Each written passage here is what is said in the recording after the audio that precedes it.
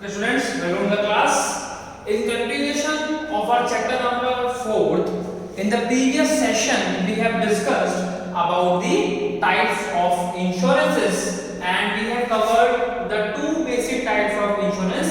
First was life insurance and second one was fire insurance.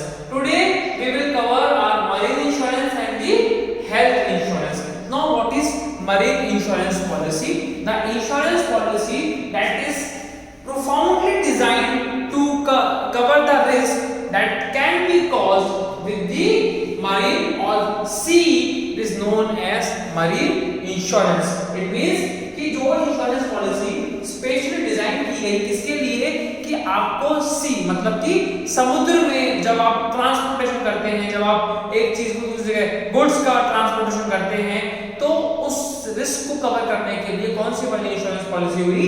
Marine insurance policy. और देखिए अगर हम बात करते हैं वर्ल्ड वाइड लेवल पे तो सबसे पहले कोई इंश्योरेंस पॉलिसी अगर इस अर्थ पे एग्जिस्ट हुई तो वो हुई आपकी marine insurance policy. In marine insurance policy there are several policies. First is cargo insurance policy. Now what is cargo insurance?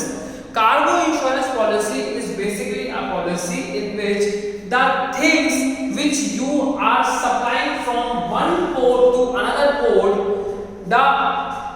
the goods, the container is insured is known as cargo insurance policy, जिसके अंदर आप सिर्फ जो products को आप एक जगह से दूसरी जगह पे ट्रांसपोर्ट कर रहे हो, जो आप कंटेनर है आपने सिर्फ उसी का इंश्योरेंस पॉलिसी लिया है, तो that is your cargo insurance policy.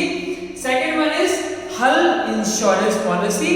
Hull insurance covers the whole ship is insured under the insurance policy. इसके अंदर आपका जो पूरा फुल शिप है वो क्या हो जाता है? इंश्योर्ड हो जाता है, चाहे वो आपकी जो क्रू मेंबर्स हैं उन लोगों के पर्सनल यूटेंसिल्स हों या वो लोग हों, आपका जो गुड्स कंटेनर जा रहा है वो हो, फर्नीचर है, फिक्सचर है, मतलब everything that is there in the ship will be covered in the insurance policy. That insurance policy is known as hull insurance policy. And third one is freight insurance policy.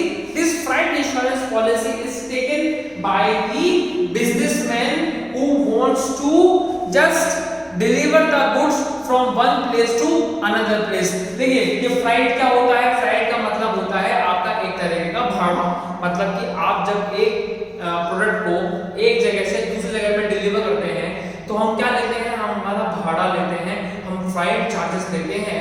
तो हमने as a businessman सिर्फ किसका insurance कराया है?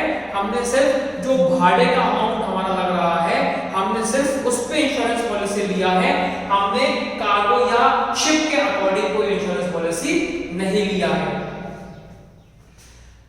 And the fourth and last insurance policy is health insurance policy. देखिए जो health insurance policy है वो आज की डेट में सबसे ज्यादा सेल होने वाली है, कह लीजिए बिकने वाली इंश्योरेंस पॉलिसी है। क्यों?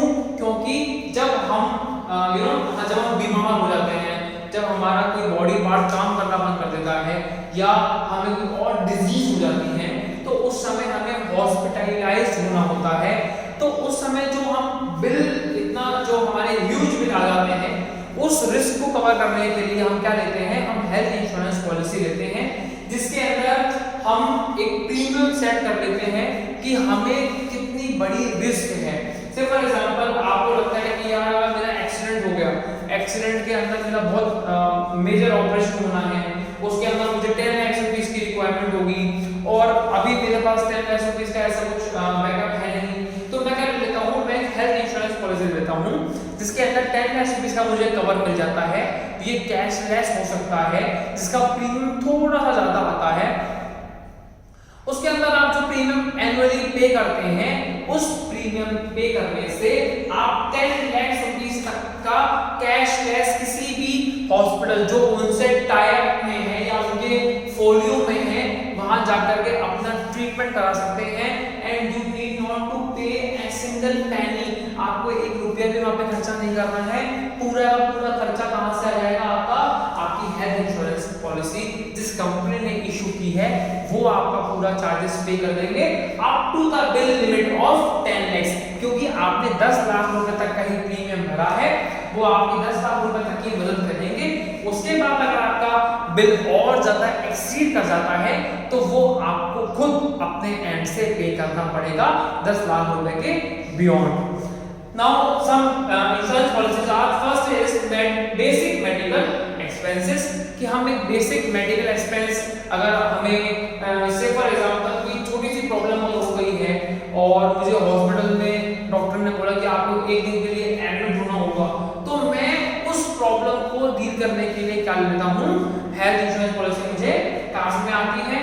Second is major medical expenses, अगर आपका कोई मेजर कोई ऑपरेशन आपका होना है जिसमें आपके मेडिकल एक्सपेंसेस आएंगे, उसके लिए आप देते हैं। लॉन्ग टर्म हॉस्पिटलाइजेशन, अगर आपको कोई ऐसी प्रॉब्लम हो गई है जिसके अंदर आपको लंबे समय तक हॉस्पिटलाइज रहना होगा, उसके लिए आप हेल्थ इंश्योरेंस पॉलिसी ले सकते हैं।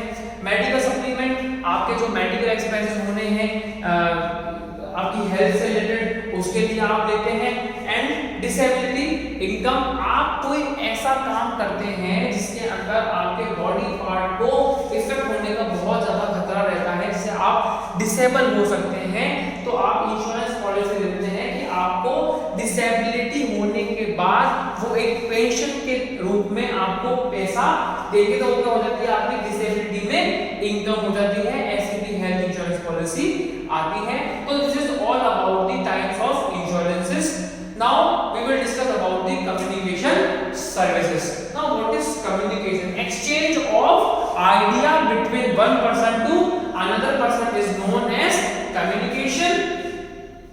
And in communication services we are having basically two services. First is postal services, another one is telecom services. Postal services, आपको नाम से पता लग रहा है कि आपको एक मैसेज को वाया पोस्ट, मतलब कि स्पीड पोस्ट, कोरियर, किसी से भी आपको करना है, आपको पोस्ट करना है, सामने वाले को भेजना है।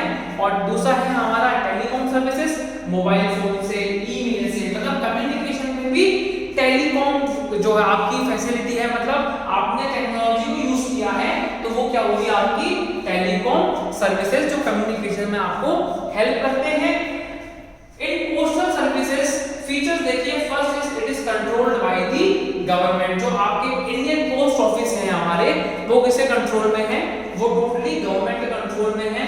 Services, it provide services at the national as well as at the international level, जो हमारा इंडियन पोस्ट है वो नेशनल लेवल पे और इंटरनेशनल लेवल दोनों पे ही हमें सर्विसेज प्रोवाइड करवाता है।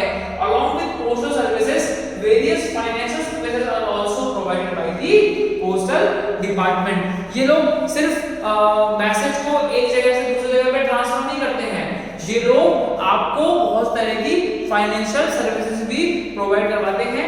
से for example Indian post bank, recurring deposit account, RD account and so on.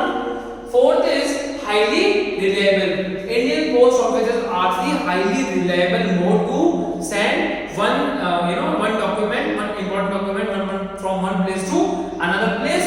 And the last one is speed post to compare with the courier services. Indian post ने क्या introduce की हुई है, speed post introduce की है, जो किससे compete कर सकती है, आपके कोरियर से कॉम्पीट कर सकती है, क्योंकि स्पीड पोस्ट का जो क्राइटेरिया है वो ये होता है कि विद इन 48 वर्किंग आवर्स वो सामने किसी भी डेस्टिनेशन पे आपके लेटर को पोस्ट कर देते हैं। That is a basic feature of speed post, and speed post is always provided by the Indian postal services.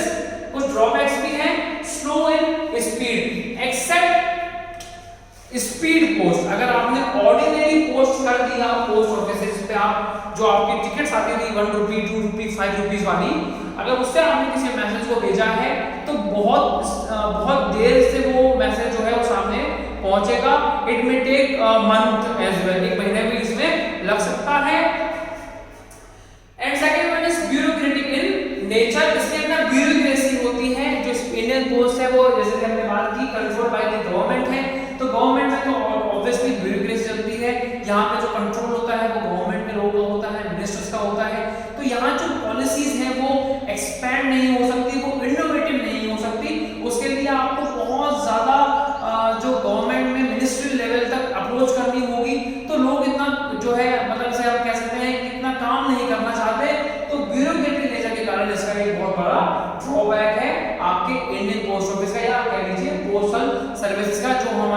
Government हमें प्रोवाइड करवाती है। And in next lecture we will discuss about the various financial and mail order services which are provided by the Indian post office या postal service department. Thank you.